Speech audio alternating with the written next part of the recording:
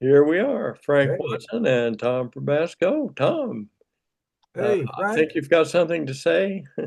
Well, it's been a while, hadn't it? Yes. Yeah. I sent you this is a kind of a hard thing to explain, but I mentioned to you in a text a while back. Oh, maybe I don't even know if it's been a week. I I some time ago, um I had this feeling that and this is I don't know if it's been a decade or not. But I started having this feeling that it's all the same time. Now, this doesn't come out of some understanding of physics. You know, we both talked about uh, some of these books by people who are good explainers of physics. And I'm thinking of he's an Italian physicist. His name won't come to me right now. He wrote, "Reality is not what you think it is." And he's also written books explaining what time really amounts to in a if you're studying physics. And I had this again, I could only understand it so well, but I just at some point thought it feels that way, that it's all the same time. Yes. Well, then the other day I was out, I was mowing the grass, and I started to have this impression. I don't know what it just came over me. It was like it's all the same place. And it made me think, when I had this feeling, it made me think of something I read some time ago. I sent you the link to one of the articles that talks about this. So back before the Big Bang, that the universe started to expand, Hmm. that everything that is was compacted down into the size less than a pinhead. Now, this just is inconceivable to me. But then it also said, after a period of time, and I don't remember thousands of years or a million or what it was, the universe had only expanded to about the size of our solar system. Now, that's still pretty darned compact. But But then, even prior to that time, in something called Planck time, I really don't understand it, but I had this, everything that is was smaller than the head of a pin. It's just, but this is quantum physics, I guess you could call it, or astrophysics or something. Yeah. Uh, and go ahead. I'm just looking at, I Uh, say, Planck was a person, um, and I think he was a physicist. yeah, so it's named after a Yeah. yeah, so this is Neil deGrasse Tyson, who is one of those explainers, to non-scientists. Right. Uh, he said, in the beginning, and this is that art called The Greatest Story Ever Told. In the beginning, sometime between 12 and 16 billion years ago, all the space and all the matter and all the energy of the known universe was contained in a volume less than 1 trillionth the size of the point of a pin. Conditions were so hot, the basic forces of nature that collectively describe the universe were unified.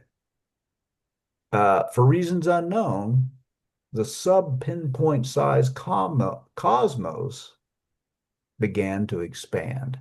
Now, these are concepts I can read about, Yeah. and they stick in my head. I don't begin to know the physics of it. But when I had this feeling, it made me think, and I've read that before. That wasn't the first time I came across that. And I think that's what I was like, it's all the same place, you know. Yes. Just a and that's the only thing I can think of. Why did I have that? I mean, I've thought about time when it's all the same time. That's a feeling that came about. There are a lot of books about that. Uh, I've seen quite a few. I remember I used to read the Dummy series. They didn't help a lot, but this Italian physicist, the one title I think of is was called "Reality is Not What You Think It Is," and he's another good explainer to the lay uh, person. But anyway, so are you going to write something down about that? if it occurs to me, I never intend to sit down and write something. It just kind of like that feeling shows up. Sometimes words Yeah, show up. yeah, And you're a songwriter, you know how that goes. yeah, I do. So um, I have I did many years ago. Um, I had written a thing that sort of. Let me see if I've got it. Hold on, I've got it right here behind it. I wrote a thing. This I was probably I was down at Camp Riley. I was living from Ohio, but was hired. Me and another guy were hired to work as dish boys in this camp, Camp Riley. At the time, was called Camp Riley. It was a camp for handicapped children. Things have kind of changed to the point now where they're not kind of segregated out of, they get included in with other kids, So, but in these days, I don't know if it's still is Bradford Woods down towards Martinsville is where it occurred every year. But let me grab a book here, a booklet or chapbook. Thank you, darling. Yeah, I didn't. Uh, let's see if I can find it here. Uh, yeah, it was in the it's called Something Imagined. It's kind of related to all this. My head. It's called. I wrote this so many years ago. Sitting on the dock, looking out across the lake at a wooded hill on the other side, I think of the night we camped at the top of that hill. That was a month ago, but surely it's been only a week or a little more. It is early morning now, and as the sun brightens the sky, the mist moving on the lake begins to rise and pass away, moving like time, like something not real, like something imagined. So I was, you know, 17, 18 years old, where it was. And that was what I remember kind of already having some of those uh, feelings as I watched the mist. Because, it was down there early in the morning. So that, so what have you been? It's been months since we last got together and talked. Now I know some from looking at your face. Oh, happy birthday to Barbara. I don't want to forget this one. Yes, 90th today. Is it the 90? Okay, she's crossed into the 90s. Yeah. Well, happy birthday, Barbara. Wow. Yeah, we had the party on Saturday.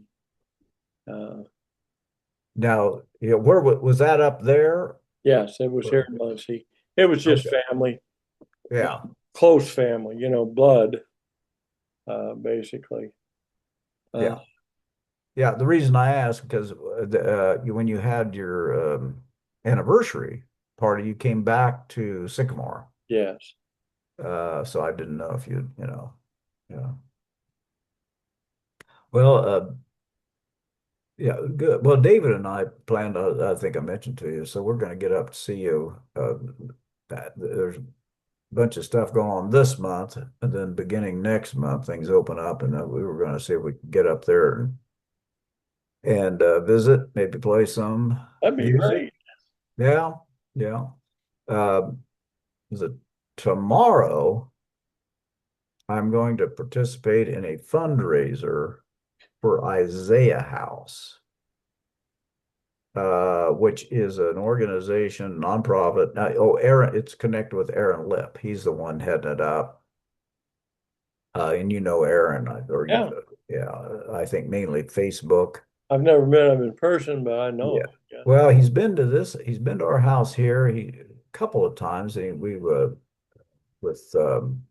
David Slates, and we played some. Anyway, so he got a hold of me, said, "Hey, would you help out with this thing?" And I said, "Well, yeah, I'll do something. I'm not doing as much, near as much as some others, but Isaiah House is a nonprofit that provides, it exists in several parts of the several states at this point. And Uh, there's a house in Indiana. And what it is, and I'd never thought about this. So kids, so there's some domestic problem, and children's services or somebody determines that kids have to come out of the home. uh, Well, that means they go to foster care, or at least for a period of time. Well, I never thought about the fact that they don't immediately come out of one house and go to foster care. There's a process where they got to find an appropriate foster home.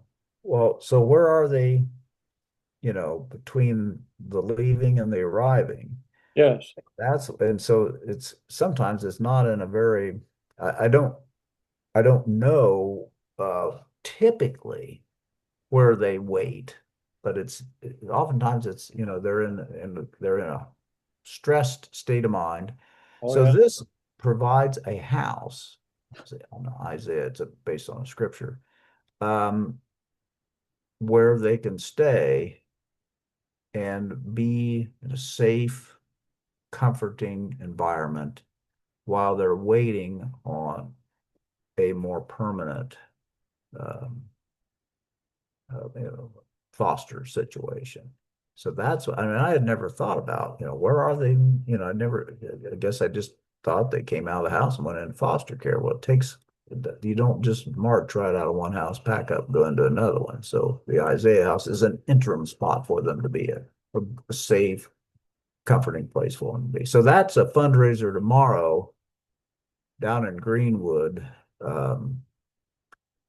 At Grafton Peak. It's a house there in Greenwood, downtown Greenwood, and they're providing a space for us to have this fundraiser. So that's one thing that's coming up.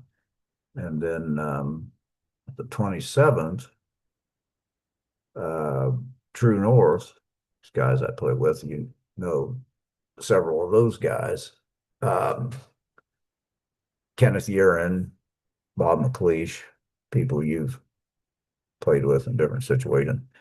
So we're playing at the Rocky Ripple Festival.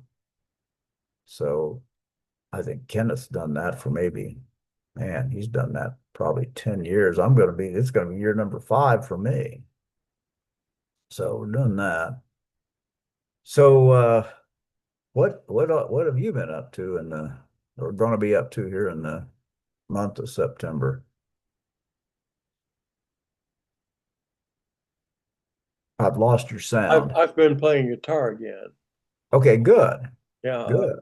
Caleb Hawkins just brought me a guitar and left it with me. It's Yeah.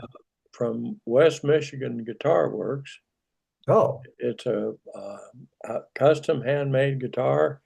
It's the best guitar I've ever been able to play really? consistently. Yes. Well, that's saying something considering all the guitars you've played over the many years you've been playing guitar. Yeah. It's very nicely done, and it it's a prototype. They're moving to a thing called Lighthouse guitars, and um, the guitar, that particular model, will sell for about $1,000. Uh, Oh, but its sound is comparable to like a $3,000 Martin, which wow. is not, Martins run up to like huge amounts of money. Oh yeah. So, Yeah. but Yeah. but still, for an old folk guy, uh, who doesn't have that kind of money. The deal is, if I decide I can't play it anymore, my hands get too bad or whatever, Yeah. it goes back to Caleb. And if I keep it until I die, that's his paycheck for playing my funeral. So, Uh, ah, yeah. Wow. Well, how did he get connected with this place? You said in Michigan? yes, he goes to, this is his, uh, last year was his first year at Fret's, uh, uh, the Fret's guitar convention or whatever up in Chicago. Oh, And he met these people and played the guitar and talked to them about it. And they were trying, what they were doing is they're trying to build really decent guitars that are affordable or more affordable for yeah. musicians that they're not the big money guys. They're guys that uh, play and are trying to do it on a budget, and maybe an entry level musician that really needs a good guitar to play. Yeah. And Caleb's all about that. He's got a heart for guitars and guitar players. So Yeah. um, so anyhow, he expects me to write a song again once I get used to this guitar. So we'll see. Well, Uh, that'd be good. well, the right instrument can inspire you. Uh, it's Good to like know. if you're driving a Lamborghini, you got to peel out right good. So, Well, so you might, so has anything song-wise arisen? I mean, it's been a while since I heard a new Frank Watson song. I think I recorded when I was capturing your melodies for your songbook and all that stuff that we did. well, it's I've been playing some different stuff and playing a kind of a different style. Before I was either finger picking or flat picking, Hmm. and I've been doing a kind of a strum. It's right. The difference is in the right hand, basically. My left hand has gotten more uh,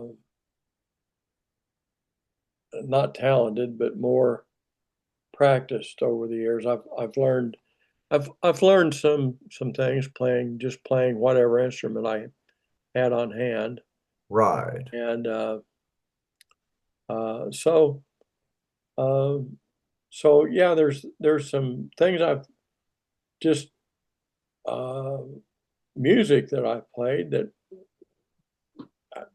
inspired Barbara to pick up the spoons, and we've had some really good jam sessions, Well, good. and but no lyrics as yet. Uh, Okay. All right. So you got the melody came or is forming ahead of the lyrics at this juncture. well, it was there has been a couple of times I just would pick up something and play it, and uh, so and with this strumming pattern that or strumming kind of a technique, and it's been interesting, and who knows what I'll be doing by the time I write a song. Yeah. Um, I'm Right. not one of these people that uh, develops in a straight line. Yeah. I'm I'm all over the place, and I'm the same way in my thinking. I'm a generalist, um, and that's I learn from here and there and put it together eventually. Yeah. I, Yeah. No, I understand that. I understand that. I Sure. once had a therapist tell me, you know, you're still taking in new information, and usually by the time people are your age, and I think I was in the 30s at the time, he says usually by the time people are your age, they're starting to consolidate and be something, or do something. Uh, Basically, they uh, take a piece and put it to work for themselves. And I'm just cheerfully going along, uh, doing manual labor and continuing to soak in knowledge. Yeah. Yeah, so that's just my particular path. So we'll see what happens with the music. I'm I'm just happy with the guitar. It's growing on me. I've been playing mandolin a lot. Uh, Okay. I have, yeah, see, that's on, I mean, David Slates, of course, but I haven't, I'm not familiar with you on ukulele, banjolele, banjo, guitar, but so the mandolin, what was that when, is that a kind of a brand new thing for you? Because I don't remember, I don't I've recall. fooled with them off and on, but for the past year, that's been most of what I played. Okay, Uh, that's, yeah, I haven't been and around and you. and mostly a rhythm style uh, to sing by. Most of the mandolin players get into lead work on the mandolin. It's good for that, Yeah, and really not so great, I don't think, for accompaniment. But it's small, and yeah, um, yeah, I like that a lot because it's easy to. Uh, my arms uh, don't aren't as strong for keeping stretched out like as much yeah. as they used to be. Yeah, yeah, a person has to adapt. I know David Slates, mandolin player, bass, he plays bass too, Yeah. but I mainly think of him as mandolin, and he's talked about, what the hands won't do versus what they used to be able to do. So he does certain things that he can still manage with his hands. Um, and then Kenneth, you're in the group I play in. True North, he's does guitar and mandolin. So he's going to do both in these set lists we've got coming up on the 27th. And he will, he switches off. So Yeah. he's got some he's going to play the guitar, but then some he's going to, he'll be playing the mandolin for. I don't know for sure how he decides, just what suits him for a particular song, but he'll, by and by he'll say, yeah, this is going to be a mandolin one. Different songs call forth a different energy, different instrumentation. Or Uh, different musicians. yeah. So, and that's not the end of the instruments. Caleb picked up a baritone uke for me that's South American made, and he's fine tuning it. He does great setup work, and he's starting to make guitars now. I think you know how Facebook is, you never know what it's going to show you. And it kind of Yeah, seemed like I did see something along those lines that yeah. he was gonna do that. And when he was, this goes back years ago, when I first knew you, so however long ago, and Caleb was a young guy working in what was it called? It was a repair shop, wasn't it? Frank's Frank's something or other. violins. Yeah, he Yeah, worked all those years ago in I guess it was repair of those instruments.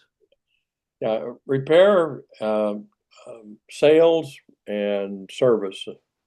You know, I'm not sure where that store was, but Broad Ripple. That was one location for it. I think yeah. they moved someplace else. I think they're downtown now or something. Okay, they still exist. Yeah, I mean now that we're in Broad Ripple, of course it's not there, but this was years ago. Yeah, He was yeah. getting Caleb's. he apprenticed as a blacksmith in his teens, early teens, or pre-teens possibly. Uh, so he learned about metalworking, Hmm. and his father is a carpenter, and he is knows quite a bit about carpentry, uh, and he's good with repair of machinery. Uh, Homeschooled, and kind of Caleb's got he can be kind of a prickly personality, but he's got his own take on the world uh, uh, I think that he's got a really objective way of looking at certain things. And when it comes to bringing all that he's got to making instruments, uh, Yeah. I think that's exciting. I'm looking forward to it. The uh, uh, ukulele, the baritone ukulele that he's got for me, sounds really special. I haven't had it in my hands yet, but he's doing some work on it, and he won't bring it to me until it's really ready. Yeah. Now this was so it was already manufactured somewhere in Yes, South it was in an Alabama. estate sale, Oh, okay. And so and he's setting it up, so to speak. I don't know yeah, anything he's about it, doing but the setup on it, and he says it's loud. It's deeper than most mandolins, so it would be more resonant. So we'll see what it's got. yeah, yeah, that'll But be the main thing is it keeps me engaged in art and life. yeah. Um, and I've been working. I've changed. I keep experimenting with Facebook. Oh, I like Facebook. It's a love hate thing sometimes, oh yeah. but it's a really great tool for connecting up with people, Yeah. and I've been I had a page that had morphed a couple of times.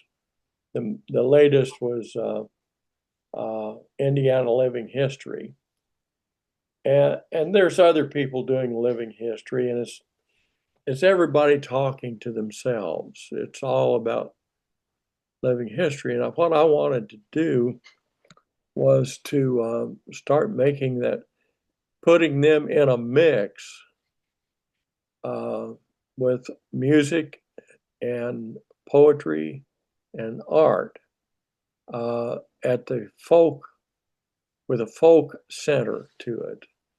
So I've been calling it Frank's Folk Links, No. and but I include anything that I define as folk, Yeah. and that's our conversation will go there uh, because we're people. We're not. This is not a. This is not an industry. This is not a corporation. This is Frank Watson and Tom Probasco uh, uh, communicating and sharing that communication because we choose to. Yeah. It's not a for profit, it's not driven by the need to make a living. Uh, Yeah. and if it was driven by the need to make a living, it would probably not be a Nashville or LA or New York living.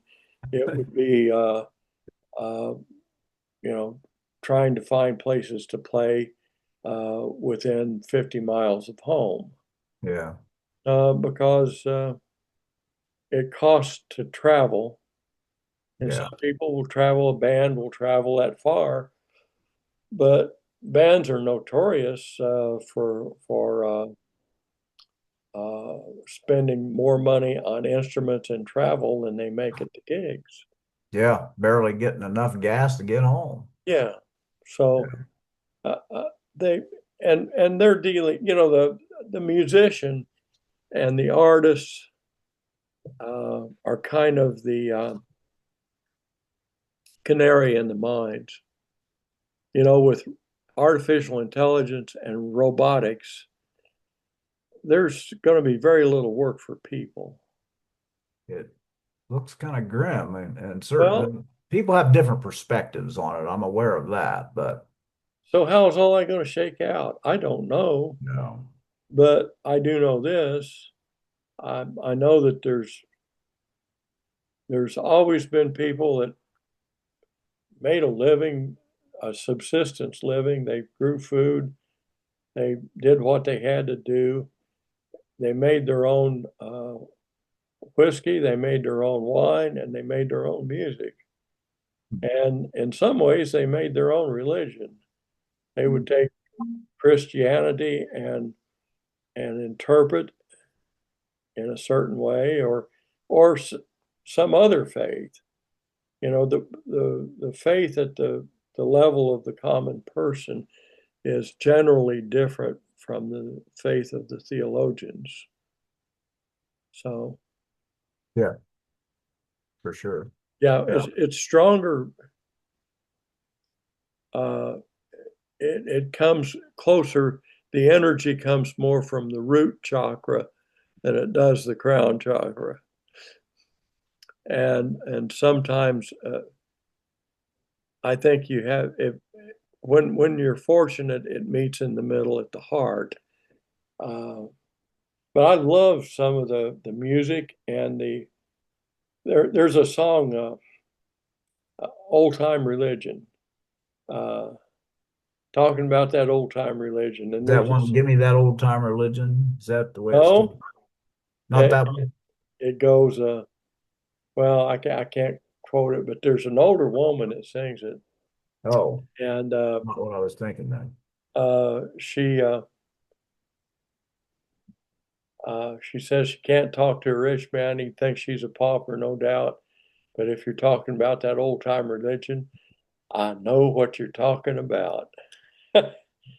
And it's Is this a song of known authorship or I don't know. Uh, it I didn't delve into that, but I'll find that and send it to you. yeah, no, that's it. I'll Yeah. I'll probably repost that on Indie Folk Links, Okay.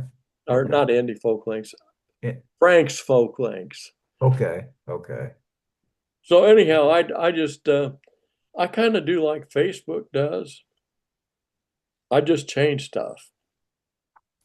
I sometimes I give a little bit of warning to people, but basically it's everybody pay attention because uh, it's just going to change sometimes without warning because that's how it's done.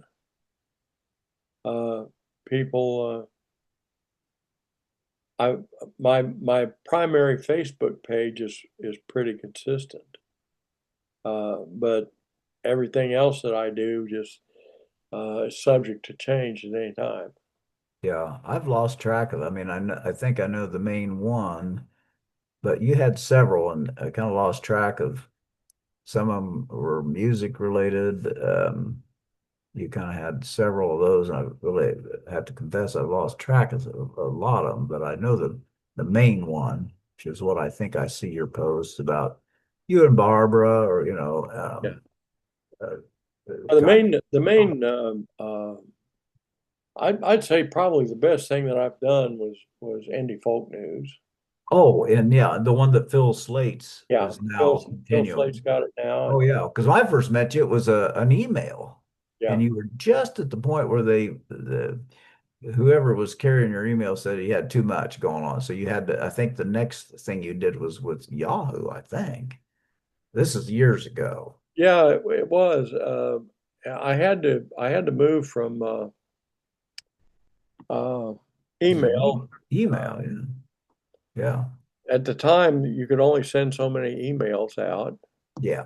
and uh, And so I put a Facebook. lot of. It went by several names as well. Local folk was one, and David Slates had something called Local Folk. So we were thinking along the same lines, or not David. Yeah, Dave. Or Uh, his brother Phil, I don't know. no, it was Dave that had Yeah, something I called didn't, I wasn't, I, that was something I didn't know about. yeah. But what I decided was, I wanted to target the name and to a specific place, Indy, and a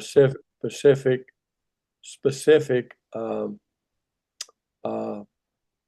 activity, which is folk news and particular, very particular. And I think that's worked pretty well. It's informed of. I think he said there may be like 1,000 members of that group now. Of indie folk news. Yeah, Yeah, I wouldn't be surprised. I it wouldn't. it serves a very great purpose to my mind. I would Yeah. like to see Muncie Folk News or uh, Bloomington Folk News and see them all link Mm. uh, so that so that uh, so that there was some interchange and so that people would know where to look for folk news in a local area.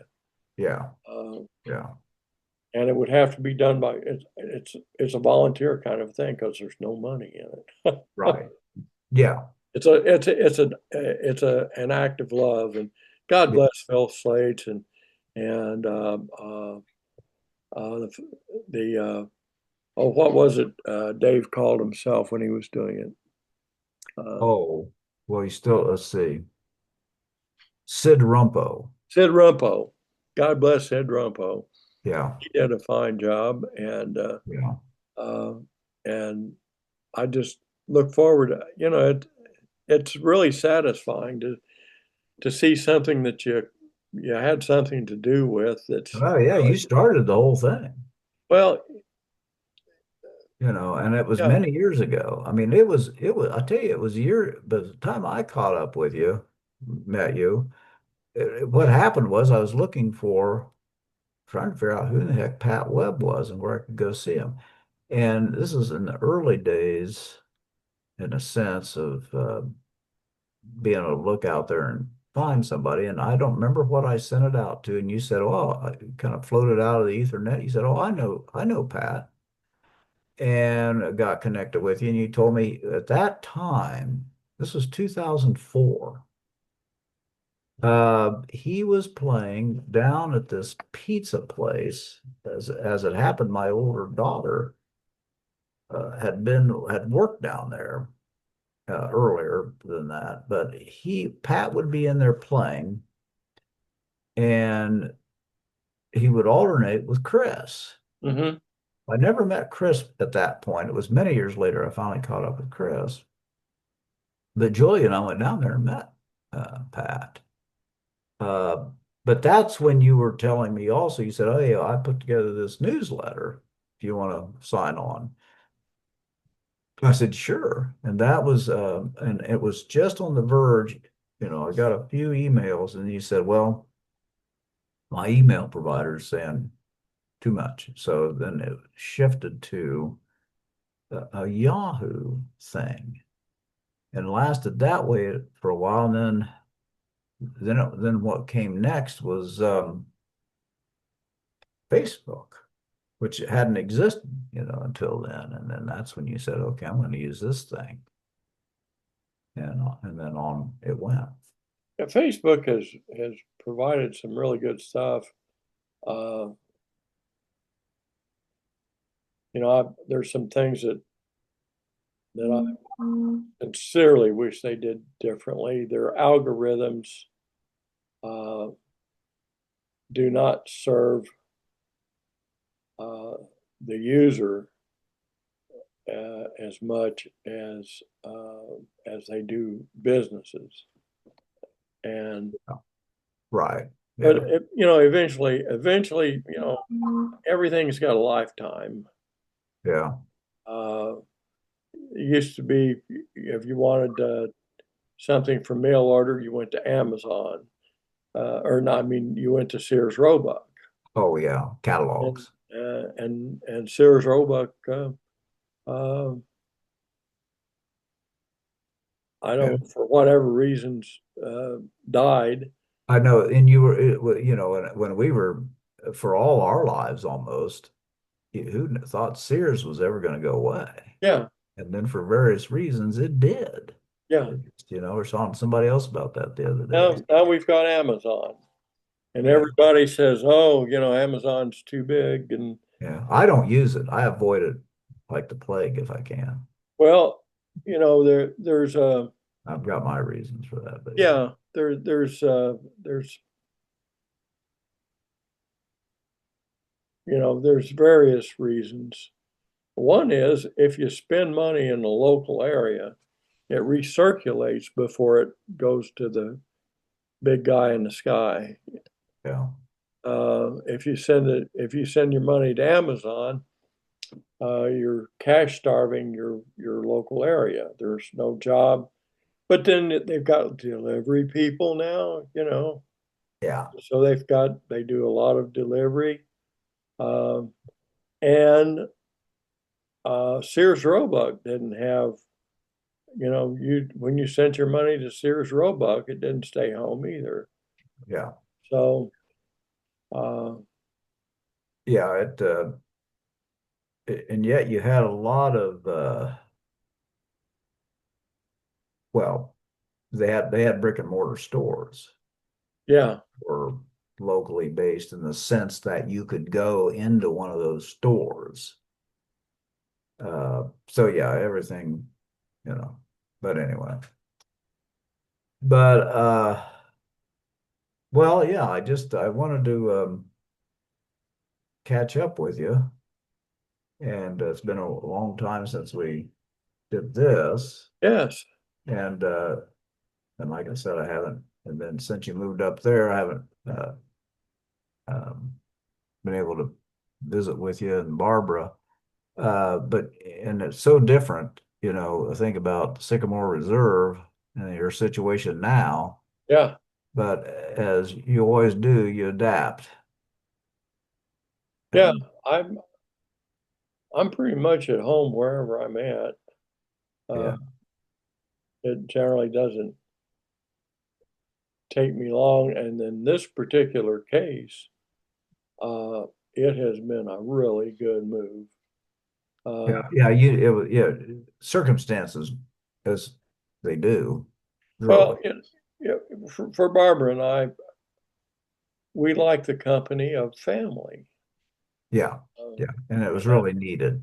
yeah, and here, uh, Barb gets to see her daughter every day. Yeah, And, important, very important. that's really important. Barbara and I were, um, I think we were bored because uh, we did not relate. We didn't play cards with Oh, the various games that people were into, yeah, and um, we had, we. I'm very particular about food, and we had no control over our diet. yeah, Um, yeah, and there was a lot of fried food, deep fried food, and yeah. And considering what you've been investigating and finding out now, that wasn't going to work. yeah, and and since we've moved, and this is not going to be the same for everybody, but since we've moved, I've lost over 40 pounds. I had no idea. Yeah, uh, and I needed to lose that. I need to lose another 25, and I think it's probably going to happen. Uh, Yeah. I've That's a been, pretty stunning change. yes, it is. One of the things uh, I've been doing is a lot of reading or um, watching videos uh, on diet and health. Yeah. And we took Barbara to a neurologist today. Post today. Okay. Yeah, uh, and Barbara's she's doing well. Uh, and, Sounds like what I've seen on. yeah, and we were discussing medications, and we had tried one particular medication, retried it. It did not affect her well. But I told the physician's assistant that we talked to that we were doing beetroot gummies and wheat germ. And I said, "There's I just looked at a study, um, a video referencing a study uh, that documented wheat germ produces something that is more effective with dementia than any of the dementia drugs." And she was interested in that. And I said, "Are you familiar with Dean Ornish?" She'd never heard of Dean Ornish. And this is not the first time I've run across this. I went to the Heart and Lung Center here in Muncie, and and they were amazed at. They said we don't get many 80-year-olds in here, and none of them in as good a health as you are. You know, my blood pressure's good, my cholesterol is good. Uh, And considering your history, that's pretty amazing. it is, and I said, "Have you ever heard of Dean Ornish?" And she said, "No." Well, see, the only reason that's familiar to me is because, and not that I've read them, but because of the library. Uh-huh. And there was a time when he was a popular author. Yeah, and he's not now, and the reason is the doctors uh, don't read him and don't know about him because there's no money in keeping people healthy. If if there's money and there's there's money in testing, there's money in prescribing drugs. Tests and procedures. Yes, but there's and the doctors only get like an hour, 1 to 4 hours of nutrition training in medical school. I know more than most doctors about nutrition, and I don't know as much as I want to know. Yeah. Uh, but nutrition action on YouTube, uh, Dr. Greger, uh, his grandmother was about to die of heart failure and was saved by a whole food plant-based diet. And he has dedicated his career in honor of her. He became a doctor, and he goes through studies constantly and reports on them and compares this study against that study and updates. If he gets something, gives information that goes one way and he sees something that contradicts it, he'll come on and say, "I've got new information on this. Pay attention. Here's the change." Um, yeah, Dr. Greger is great. Dr. Furman, um, um, and a lot of change. Dean Ornish has reversed heart surgery or reversed heart disease with whole food plant-based diet. And he has recently proved that you can reverse or slow Alzheimer's with a whole food plant-based diet. Well, Julia has been onto this. I don't think I knew how much you were into it, but Julia has been uh, doing this for several years now. In fact, I'm going to go in here in a few minutes, and she's made this recipe that she made for some friends across the street came over, and it'd be the kind of thing you'd be interested in, the kind of recipes that she um, uh, does and follows, and they are plant-based. She quit eating meat some years ago, and I mostly have, not entirely, but mostly have. Uh, And it'd be interested in some of the things she's come up with because I just didn't know that you were doing that. But this plant-based thing is she's been into it for a good while now, and I've benefited from it as type 1 well, diabetic. it's really personal with me, not only my own health, but my my oldest son CJ did not have to die. If he had the access to the information that the medical establishment knew, Yeah,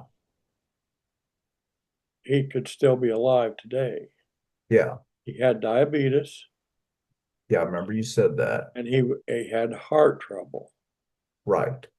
He was waiting on a heart. He was all concerned about his smoking cigarettes. I don't think he ever quit completely. He was down to like one or two a day. Oh, I don't think I even knew that. But but the thing is, the eating meat is more damaging to your cardiovascular health. It's Yeah, as damaging as cigarettes. yeah, It's now meat and dairy products and eggs yeah, taking the place of tobacco as harming people's health, as being responsible for both heart disease and cancer death. yeah, They can be prevented. Uh, the evidence is it's clear if you dare to look at the evidence. But people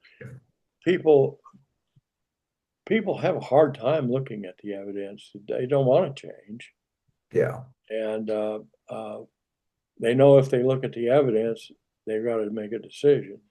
yeah, And it's I understand that you grow up eating a certain way.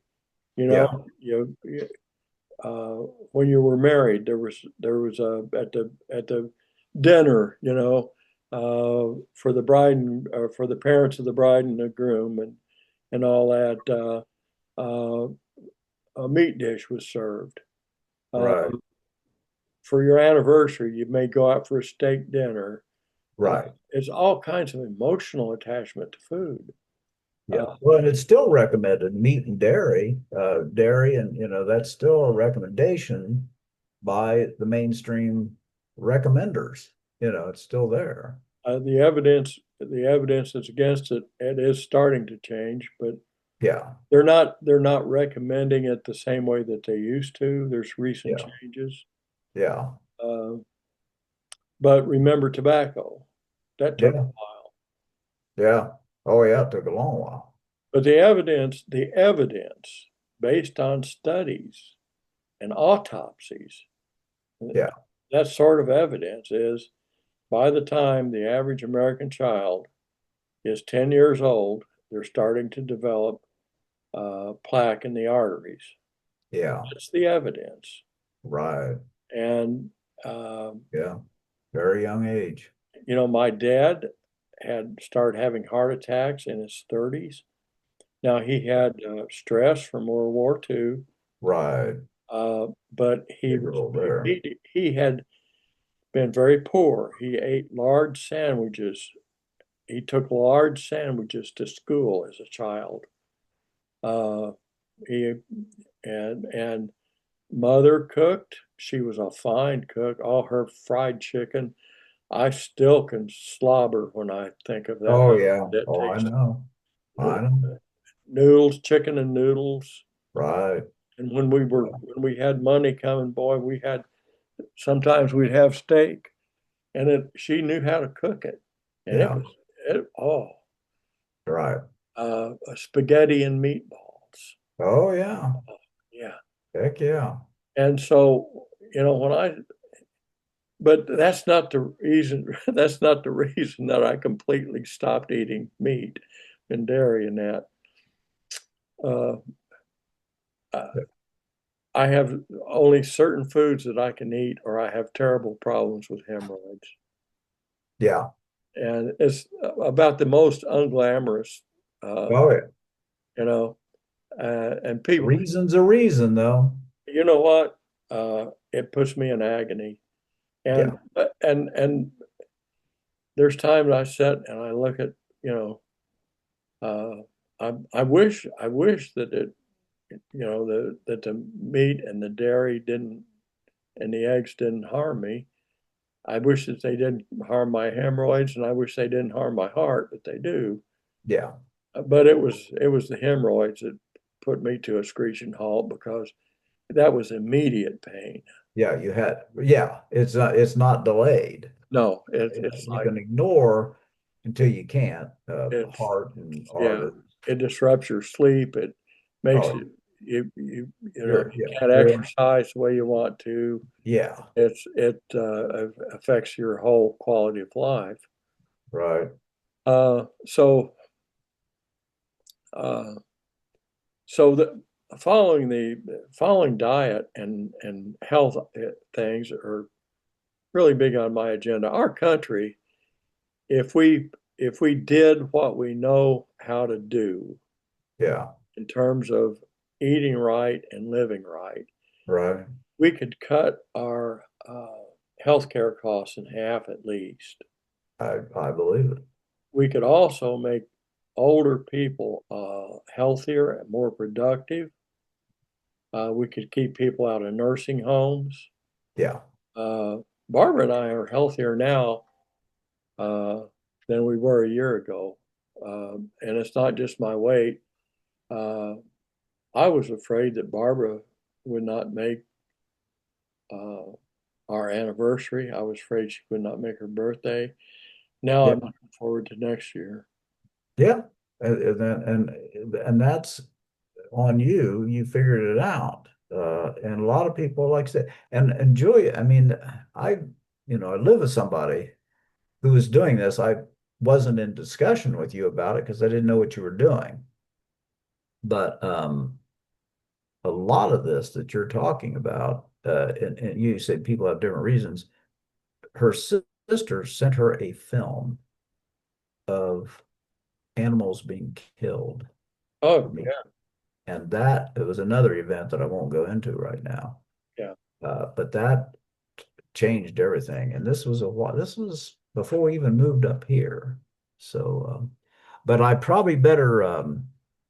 It's getting point in time. It's my job is to set the table. Hey, But I will leave you with I'm trying to think. It was something that I put on Facebook. I don't do much on Facebook, but every other week at this point I post a poem, and one caught yes. a lot of attention. And it had to do with the idea Wendell Berry does this, another Russell Scott Sanders does this about staying put, being attached to places. And this I wrote again many years ago, but it happened when I came to Indiana. It was because I came out here to be a dish boy at Camp Riley, which I mentioned earlier. But this one's called A Place That Took Me Away. And it goes, very short poem. It was just a place to be for the summer. And I, a schoolboy out of school, needing the work. A place that took me away from the rest of my life. Next stanza. Time in suspension. Just drink it all in. Then something happened, and I never quite made it back home. from a place that took me away for the rest of my life. And I posted that probably most recently. So there's one more poem for you. Thank you, Tom. Tom, this has really been a treat, and uh, It has been for me too. I'm looking forward. I'm looking forward. We'll get some more going down the road, uh, and hopefully not as much time between. Okay. Yeah, that'd be fine with me. We'll see what we Um, can do. And happy birthday again to Barbara. And Thank you, and let love her to know. Julia, A hug. Yeah, okay, we'll do. and tell her I'm into simple recipes. Well, this one that she made last night, I'll have to send it along. It's a mix of things in a bowl, but it's all plant-based. Um, I'm interested. yeah, yeah, you would like it. All righty. All Take care, right. Tom. Safe Yeah, travels. yeah. Same to you, Thank wherever you go.